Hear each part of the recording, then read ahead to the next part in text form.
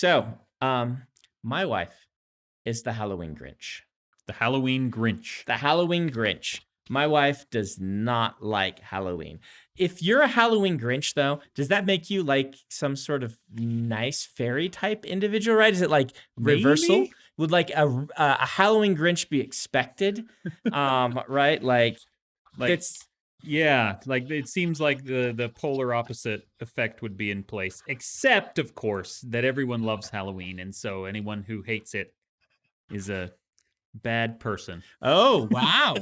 I won't say that. We'll see what happens when she watches When this she episode. listens to this episode and I Yeah. get in big trouble. I love Emily. I don't want to say that. No, but that is interesting. She doesn't like creepy things, like the gruesomeness and things like that. She thinks is kind of nauseating and discomforting in a way that she just thinks, why are we celebrating something that seems so evil?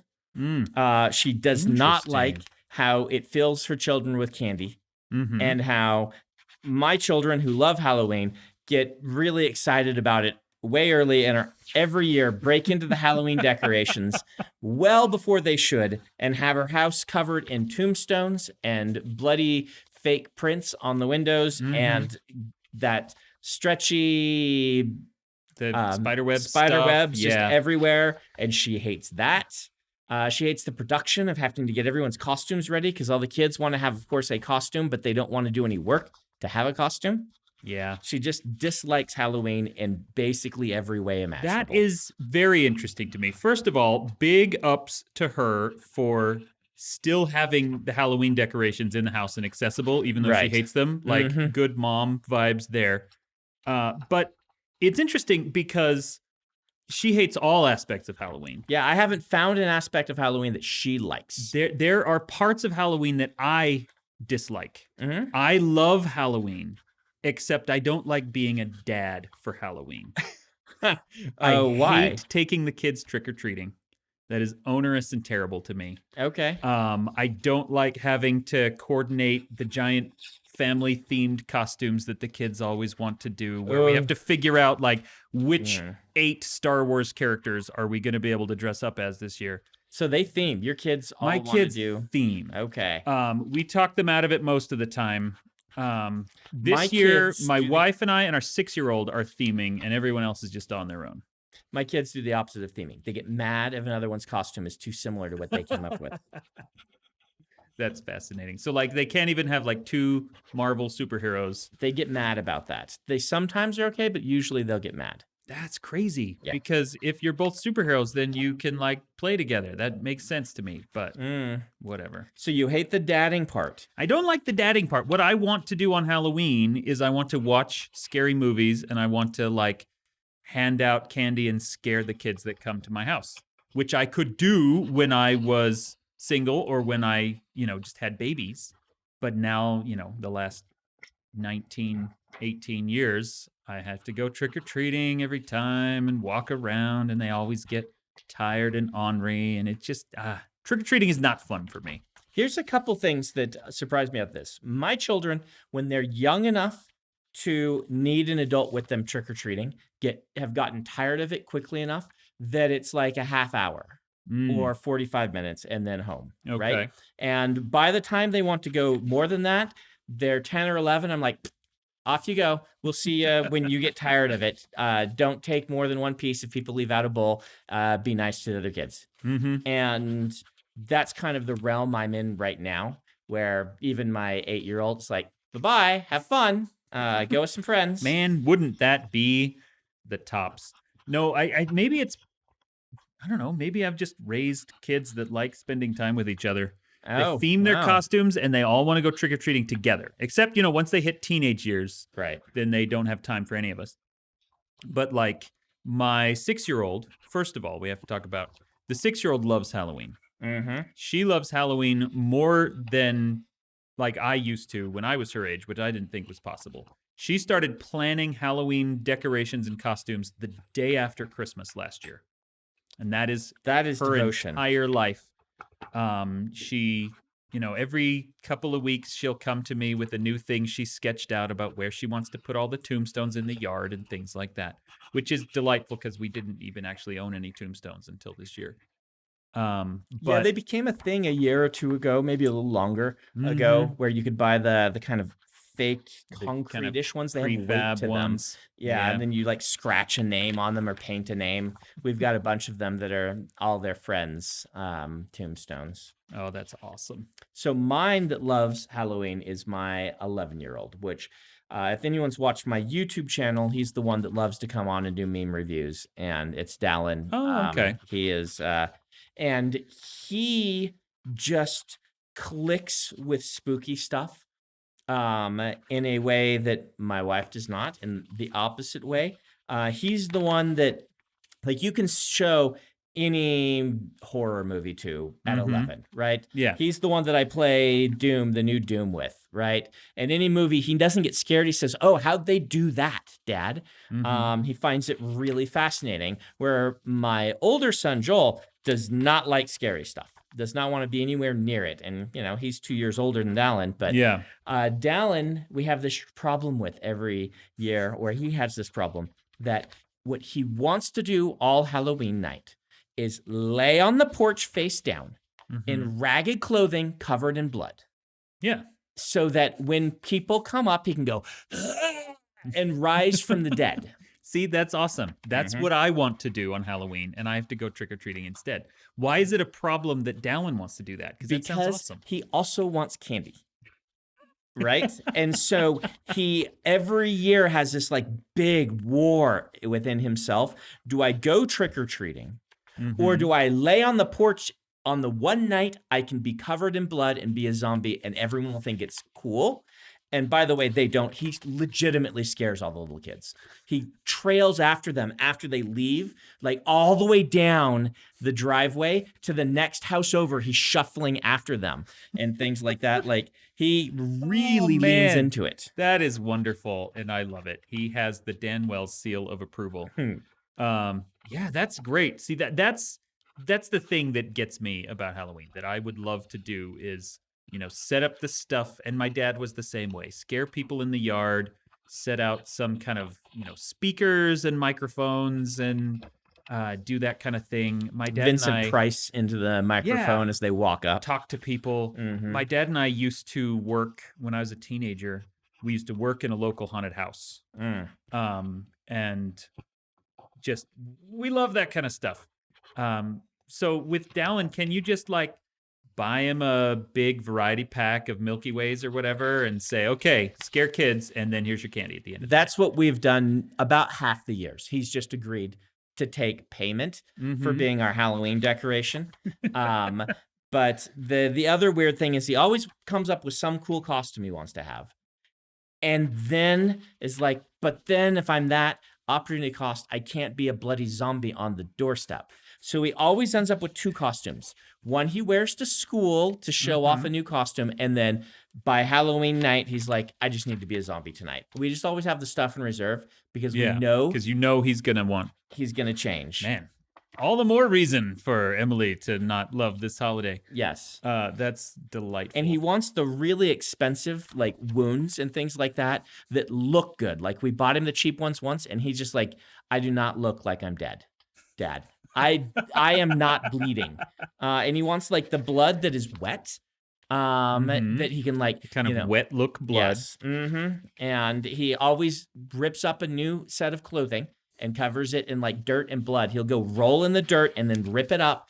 And he'll put on one shoe, even though it's really cold. Yeah. Because zombies only have one shoe. And it's kind of delightful and also just an interesting sign of who my son is. He's totally going to work in a spook alley. We've known it. We've known it since he was 5. And producer Adam was talking about the zombie hunts they were having back then. Adam's nodding. He remembers this, where you could like shoot paintball at zombies.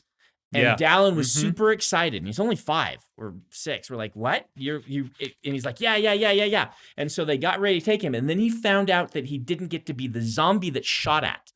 He found out that he has to be the person shooting. And he was just not interested. And it just loses all its allure. Yeah. No, and I love that. And you know, my sister is one of these as well, who Halloween is their Christmas. And it's the biggest part of the year. And August, you start getting excited for it. And all through September, you're just pumping up. And then October 1st, the house turns black and orange and is covered with stuff. And like the way you described Dallin as this is the one night of the year I can be myself and not get weird looks for it. That's the Halloween crew. That's going to be my 6-year-old. That's my sister. That used to be me before I had to be the boring dad that goes trick-or-treating. See, you say you want to be back watching movies and scaring kids. I've found these two things to be mutually exclusive. How do people watch Halloween movies? Because I've never been able to do it because I'm usually on door duty.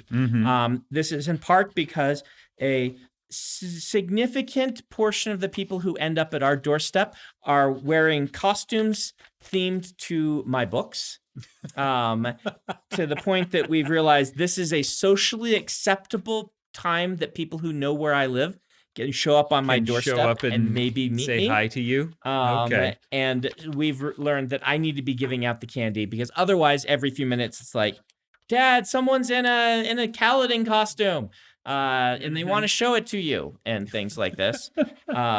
And so, man, well, depending on when this airs, this year or next year, you're going to get a flood of those, aren't you? Everyone knows, Everyone like in the already state knows. and around, people just know where my house is. I think I've told this story to you before, have I? One year, Dallin was doing the zombie thing, and someone came up early and he found out they were fans because they were in costumes. And so he's like, we need to give them a book, Dad, as their treat. And he went and got like a big box of The Arithmetist, which is my middle grade. Yeah. Or young YA. I guess it's young YA. And he was like, we need to give these out. And then I'm like, all right, to people who have a special costume, which he decided since it's Halloween, everyone's costume is special. And he just went through like an entire case of books. And I had to say after that, we're not giving away books anymore. But the year after that, we got swarmed with people everyone wanted they're like, signed Sanderson book. gives out books. We should go trick or treat his house. Wow, that's crazy. I will say, just as a total side note, that I know the Reckoners books are your big YA. Arithmetist is my favorite of your YA. Oh, well, thank you. Yeah, I love that one. I get so many. That's book though. I love it. Is the millstone around my neck? Really? I wrote it right before the Wheel of Time. I was actually working on a Cosmere novel called The Liar of Partnell, which was not working. I finished the book, but I did not like how it turned out. And so often when that happens to me, I just need some breather in between, something completely unexpected. And so I wrote The Arithmetist, doing all the art myself in the original edition, though we, of course, had that redrawn. And just was one of these things where I'm like, I'm just going to do something wacky, completely unexpected. I'm going to do this weird gear punk alternate history, bizarre thing. And I really got into it. I'm like, wow, I think I'll do a trilogy of these. This is really cool. I like this world. And then right when that was happening, the Wheel of Time fell on me like, the proverbial ton of bricks. And though I'm not complaining, it did derail my career ginormously. Yeah. Can a career be derailed ginormously by a wide margin? Derailed non-ginormously? Non-ginormously. I don't know if that applied, but regardless, Yeah. I went down a very different track in life, and I shelved The Arithmetist. And the publisher I gave it to him said, I just can't support this series. But sitting on, as we came to learn, a Sanderson book that they can't publish is like painful to the publisher because they do well for their margins in certain quarters and things. And so finally they're like, can we just publish this book? And I had forgotten how much a cliffhanger the ending is. I have forgotten as well. I don't actually remember how it ends. So it's one of those, actually, on theme horror movie endings where it's like you think everything's wrapped up and then the epilogue says, oh no, you didn't understand it all. There is a deeper, darker mystery and someone that you thought you defeated is actually a deeper, darker evil, right? Yeah. It's like, oh no, everything we've been doing is now recontextualized to be darker and more worrisome. And they released the book. It was very well beloved, but it promises a sequel, which it has now been. I wrote that book in 2007. Yeah. So been a long time. It's been a long, long time since I wrote that book. And I'm like, I owe people a sequel to that. It's the number one most requested sequel I get. Mm-hmm. But Well, finding and it is time. my favorite of your YA. Mhm. And so, dear listeners out there, if you hadn't read The Arithmetist and you want to read a book with a cliffhanger that might never get resolved, go check it out. One of the great things about it is that it is a magic boarding school book Yes. where it actually feels like a school and they learn things. Harry Potter, as much as I love Harry Potter, is basically genetic access to guns. Yes. And Arithmetist is you actually learn the principles of the magic and how it works, and it feels much more grounded and real in a very cool, fantastical way. Well, Anyway. the original pitch to myself was the Muggle at Hogwarts, right? It's the kid who goes to the magic school, but he's the son of the cleaning lady and gets free tuition, right? And does not have any. He did not win the genetic lottery. Powers. He can't actually do the magic, but which is. In this world, it's not uncommon that someone without the magic goes to the magic school. All like those schools are the prestigious ones. So like the sons of senators and things will often go to the school, even though they don't have the magic. They just won't take the magic classes. Yeah. I thought that was kind of necessary. The other great part of your magic school is that they teach math and stuff. Yes. And so, but anyway, that's a tangent. There we go. Tangent. No, let's get back to how do I both watch movies and hand out candy? And the answer to that is connected to one of the reasons I dislike trick-or-treating. I live on a hill. You live in a nice flat area. Yes. I live on the side of this big dumb hill. And so not only is walking around onerous and getting back to the house when they're all tired is onerous, because at that point we're at the bottom of the hill, but also we rarely ever get trick-or-treaters. And I don't know if that's the hill or if it's my neighborhood specifically. That's odd. We will get a handful, and then by the time it's dark, we basically don't get anything at that point. Okay. And so it is easy to, pick up the early ones and the tiny 3 or 4 groups of kids that we get. And then the rest of the night, we've got a bunch of extra candy and all this free time, and we get to watch Train to Busan or something. All right. Before we talk about movies, because we're gonna, I'm sure, spiral into movie talk. I'm sure. How late, age-wise, did you go trick-or-treating? Like for yourself? Oh, for myself? Do you remember the last time you went trick-or-treating? Well, the last time I went trick-or-treating for myself in a costume was actually in college because I was at BYU, and it's pretty common for BYU freshmen to go trick-or-treating. They just used to go to the other dorms. Yeah. Like we treated the girls' dorm, right? Like that doesn't count. Yeah. That's... No, well, we actually went out into the neighborhood around, as 18-year-old kids. You did? Yeah. We that for counts. sure did. That is weird. We did it 1 year, but we were far from the only ones doing it. It's definitely weird, and I don't know if the people who live near BYU like that, but it happens every year, and there's lots of them that do it. I had no idea. Like we went dressed up in costumes, trick-or-treated the girls' dorm, right? Yeah. And then had a party, right, with everybody. It was more done ironically that we're trick-or-treating. I went as Bill Clinton's bodyguard with my roommate being Bill Clinton. Oh, that's funny.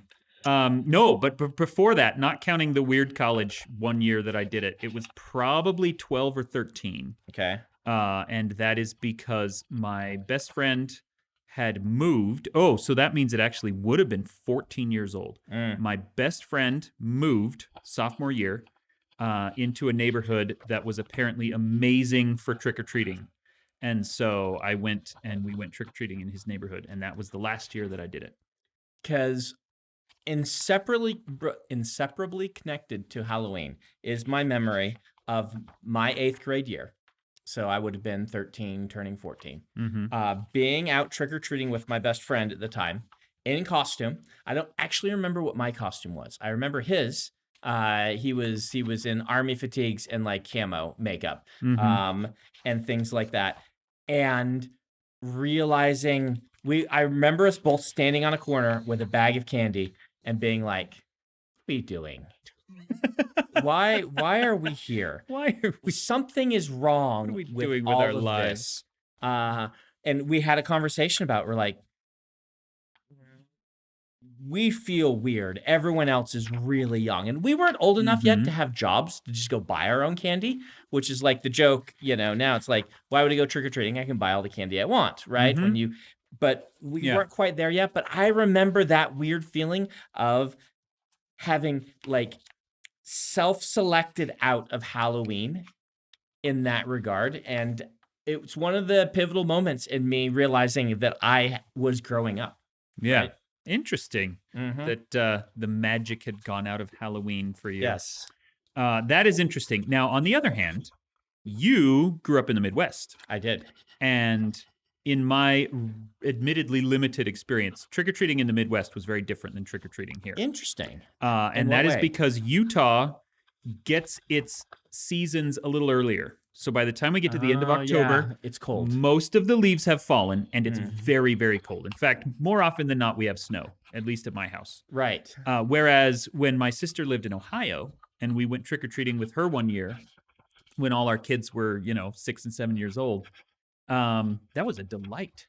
It was cool without being cold, and it was still in the middle of color-changing fall instead of at the end of it.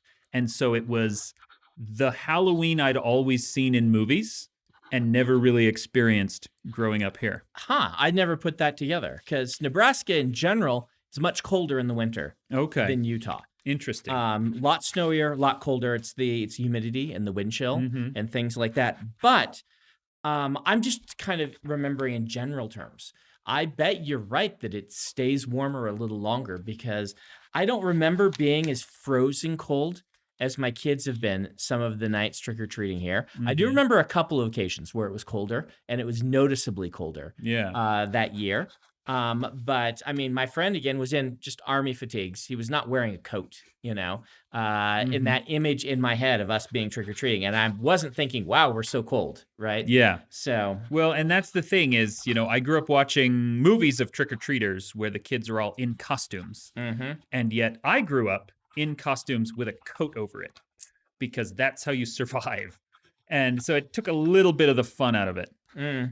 Kids have it kind of nice. I want to put that in maybe an asterisk to that these days. The costumes are so much nicer than the terrible costumes. Oh, yeah. Then oh, man, those were so awful. The full bodysuit with a picture of Elmer Fudd on it and then an Elmer Fudd mask. Yeah. And that so sort of terrible. thing.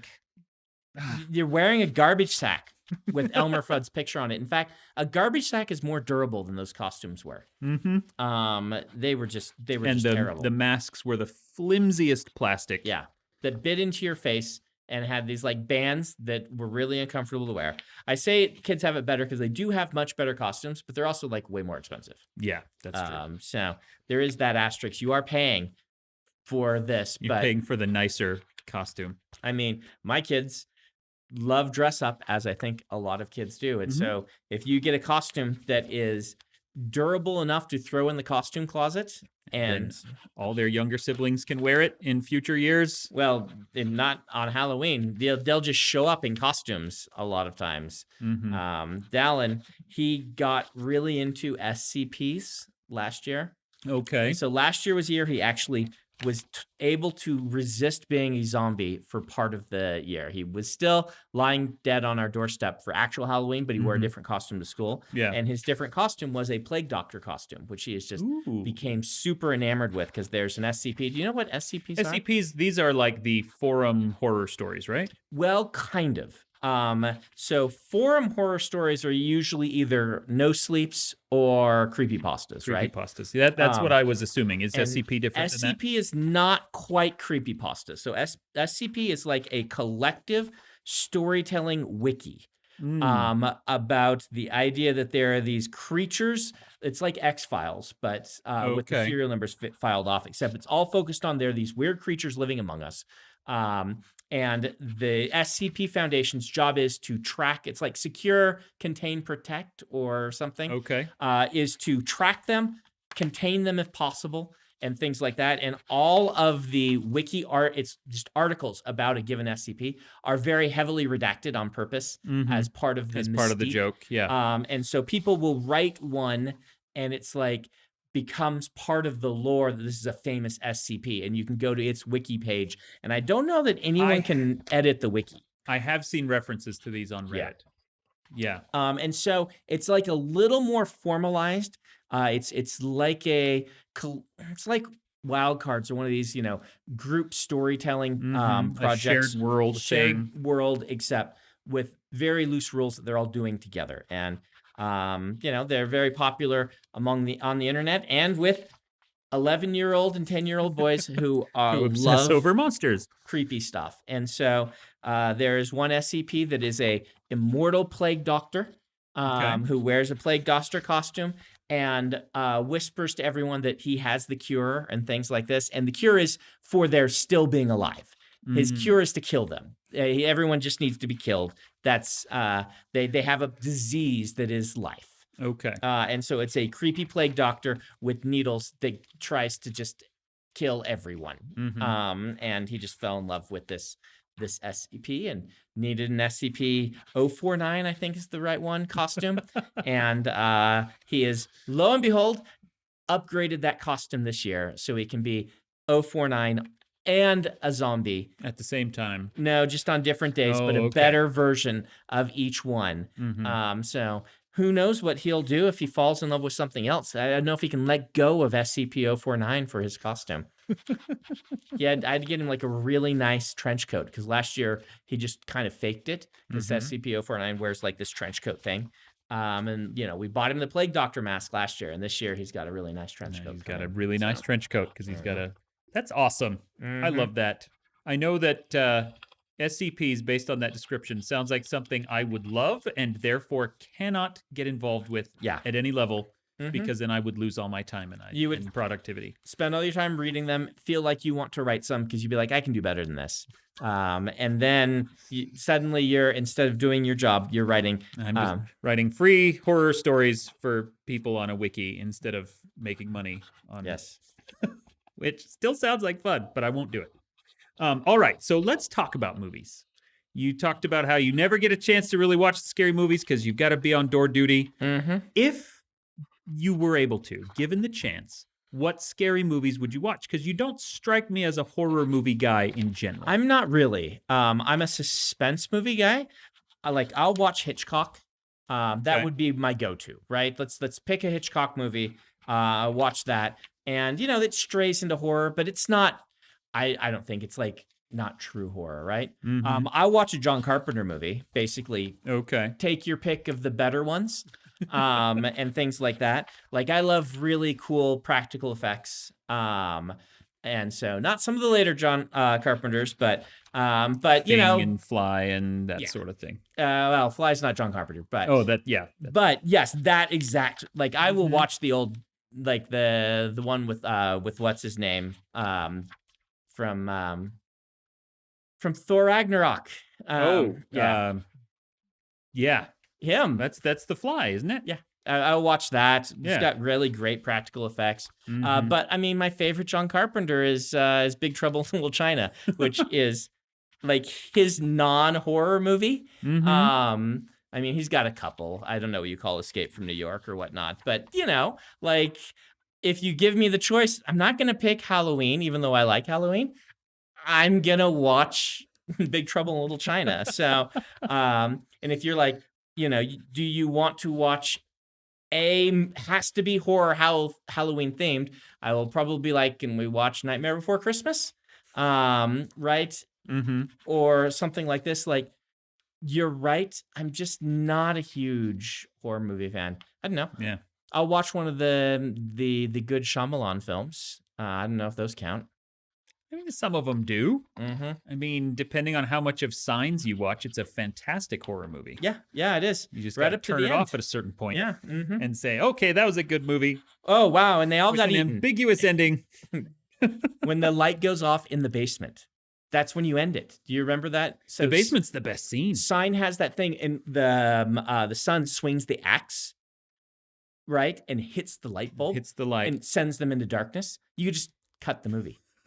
Well, I like I would want to watch the whole... I don't remember how much longer the basement scene goes on after the acts. There is a But good piece of it's- the basement scene with them all terrified as they get a light going right after and just kind of huddled on the floor in absolute terror. But I bet there's a place right after that. I bet you could cut it right there. And Shyamalan, for all his faults, that basement scene is a fantastic horror mini movie. Yeah. All on its own merit. No, my favorite Halloween movie is cheating because it's Coco. Which is not scary, and it is only peripherally Halloween. That's it's a great Dia de los idea. Muertos. But that's my favorite one. That's actually what we're dressing up as this year for Halloween. Okay. I'm Hector, 6-year-old's gonna be Miguel. Dawn's gonna be Mama Imelda. That is shocking to me. Not that shocking because I know your history with Mexico and things and things like that, but the fact that you don't pick like the most terrifying movie. What is the most terrifying movie you've ever seen? The most terrifying movie that I have ever seen? Mhm. That is a very difficult question to answer. Yeah. Because the answer is going to depend a lot on, who I was and how old I was and those sort of things. That's true. The scariest experience I've ever had with a movie was actually when I was 5 years old and my grandma took me to see E.T. Right. And we showed up late. And all I saw was the monster stuff. And we talked about this a few weeks ago. Yeah, Neverending Story was mine. The same thing. But let's say as a late teen or adult. As late teen, so the old Vincent Price movie, The Pit and the Pendulum, okay, is a suspense kind of schlocky horror-ish movie until the very, very end, where they have defeated the bad guy and they escape from the pit full of torture implements, and they say, now we are going to leave this place and seal it up so that no one can ever come here again. And they close the door, and then the camera pans over to the Iron Maiden, where there's the character they all forgot about, and you just see her eyes. And that freaked me out because she knows that she's, bound and gagged and she can't scream for help, and she's just going to die in this Iron Maiden, and they seal up the Pit and the Pendulum. There's a lot of that DNA in Mr. Monster, and the Woman in the Wall and all of this sort of stuff. Beyond that, boy, scariest. That's a really scary moment. It's a very scary moment, but it isn't a scary movie. Right. It is a moment that had a big impact on me. Oh man, I don't know. Like, I've got a list of horror movies that I introduce to my kids as they hit certain ages, right? Like, you're old enough now that I can show you Jaws, or I can show you Train to Busan, or I can show you what's one of the other ones? Scream. I love introducing people to Scream and to Cabin in the Woods. Right, but you need a history in horror movies for Scream and Cabin. For Scream to work and for Cabin in the Woods to work, you need a history of horror movies, and so specifically slasher movies, which though I guess I have not seen a lot of actual slasher movies. They just don't interest me. But I know all the tropes enough that both Cabin in the Woods and Scream worked very well for me. So maybe you don't need to have seen those, right? Well, yeah, but you do have that grounding. I do. The other one in that category is Tucker and Dale versus Evil. Which is a great movie. Yeah. Okay. Yeah. I do enjoy that movie. Which, again, you need to kind of know the tropes they're playing with in order to get it. Though I do think that Scream in particular works really well on its own. Right. It has a legitimately horrifying sequence right at the beginning. I don't find the rest of Scream horrifying, but I find that opening some of the best slasher-like horror I've ever seen. Well, and that... I think Scream is a truly brilliant movie. And one of the things that makes it brilliant is the way that it constantly breaks the fourth wall. And they did that with the ad campaign. Putting Drew Barrymore into your movie, who was at the time the biggest star in it. She was all over the posters, and then she dies in the very first scene. That was such a brilliant way of dragging the world around you and the ad campaign and everything into this experience and freaking you out. It was great. I love it. Yeah. What's the most horrifying movie I've ever seen? It's hard because, again, like the Hitchcock horror is very different Mm-hmm. from like modern horror Yeah. in a lot of ways. And I wouldn't like the Hitchcock movies I watch, and I'm like, ooh, watch how he's creating such great suspense in this sequence. This is really great. Yeah. But I'm not scared, Mhm. right? But to get scared is hard for me. Right? I'm not a very emotional person, as we've talked about. And so I need like the people with me to be very scared, and I need it to be a movie that involves legitimate evil, Yeah. right? Like something like Misery, right? Okay. Like I can be scared by Misery better than I can be scared by Scream. Because it is less about what's happening and more about the fact that this is a plausible real world situation. And just being trapped in that situation, right? Like, and Scream's perhaps a bad example because Scream could, Yeah. you know, it's more realistic than a lot of these. But at the same time, like,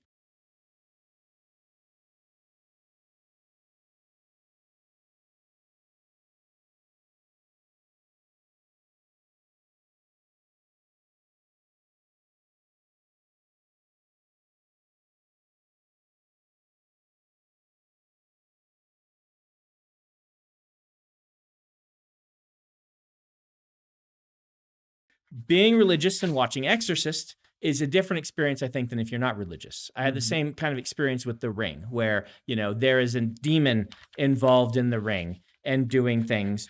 I found The Ring to be legitimately scary, just from a kind of conceptual sort of standpoint. Not that I think that anything in The Ring could actually happen. Yeah. But it kind of had the right mix of jump scares, good twist ending, horrifying descent into immorality by protagonists, and all of this stuff in a way that I thought came together really well. What I don't watch and am not interested in is something like the Saw franchise. Yeah. Even though I know the Saw franchise is much better than its knockoffs like the Hostel and things like that, or I think it's just Hostel. I am not interested in people being tortured in that way. In Misery, I don't even really want to watch Misery, right? But I find Misery horrifying. I don't think I would find Saw actually horrifying. I think it would just be too convoluted and too focused on the misery of the people involved. It's more gross than it is horrifying or nihilistic. And, you know, Beloved, I like you, I'm not really into that kind of torture porn subgenre. But okay, so why did you say Beloved, like the movie Beloved? It's a beloved genre. It's a beloved series. Though Beloved, right? I went to Beloved because the Beloved, book is a ghost story. Yeah, so. that's true. It is. But it's a capital L literature ghost story, so it doesn't count as genre fiction. It does not.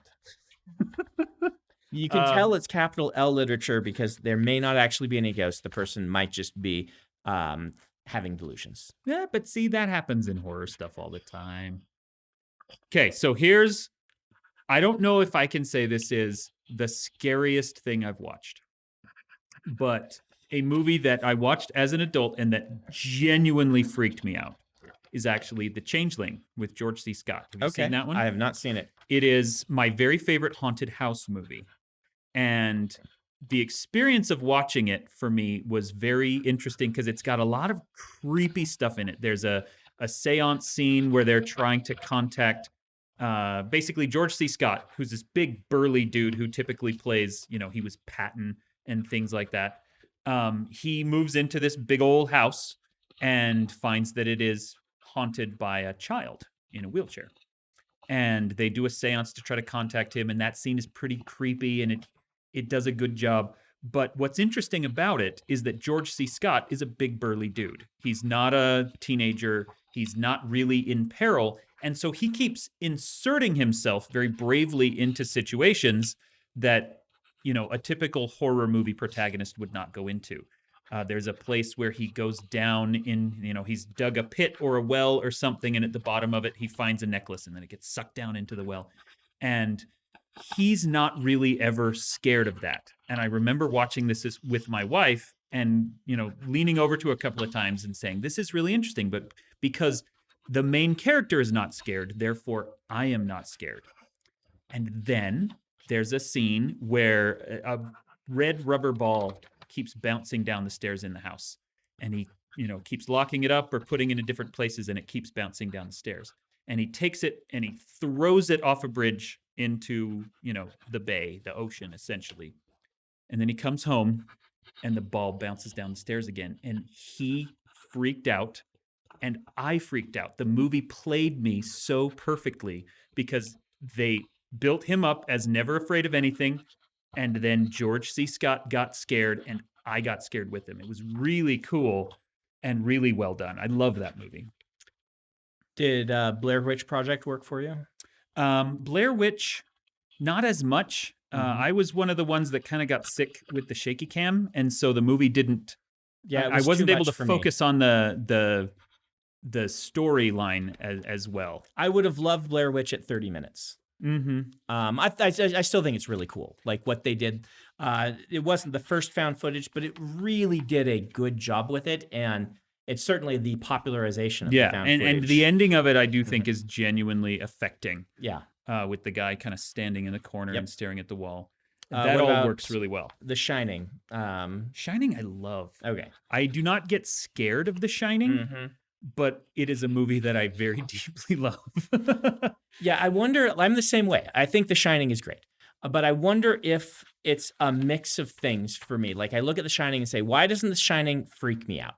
Partially because by the time I was old enough to watch The Shining, I knew what The Shining was.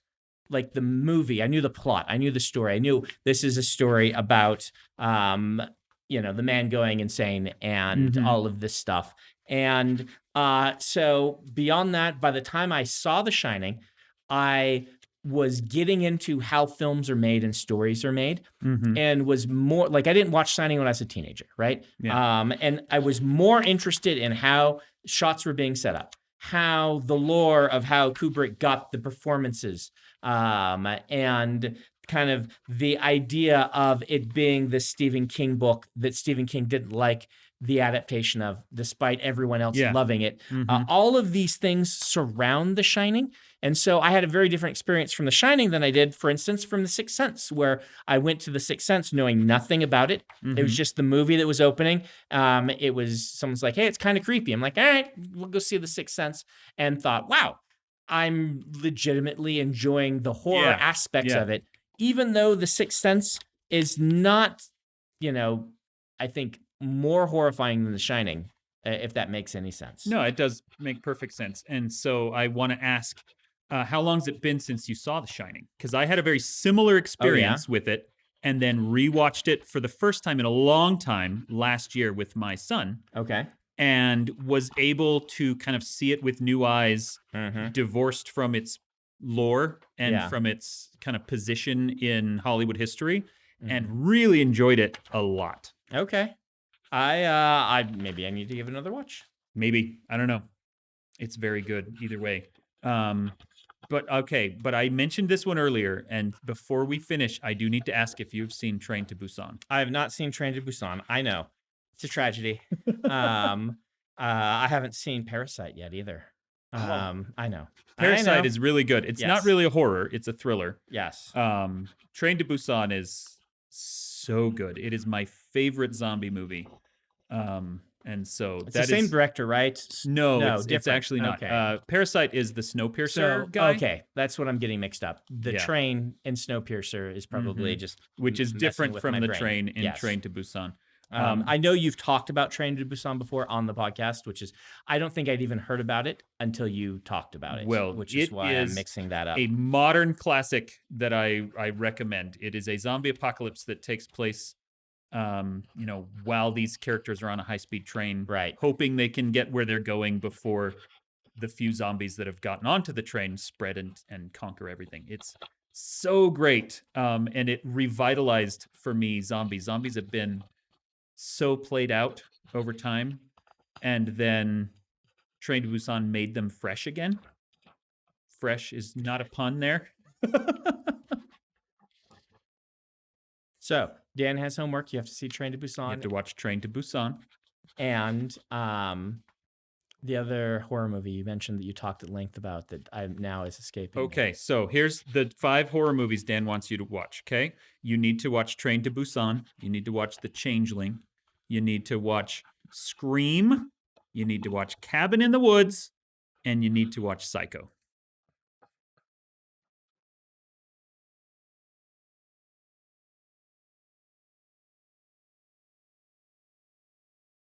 How's that, Ben?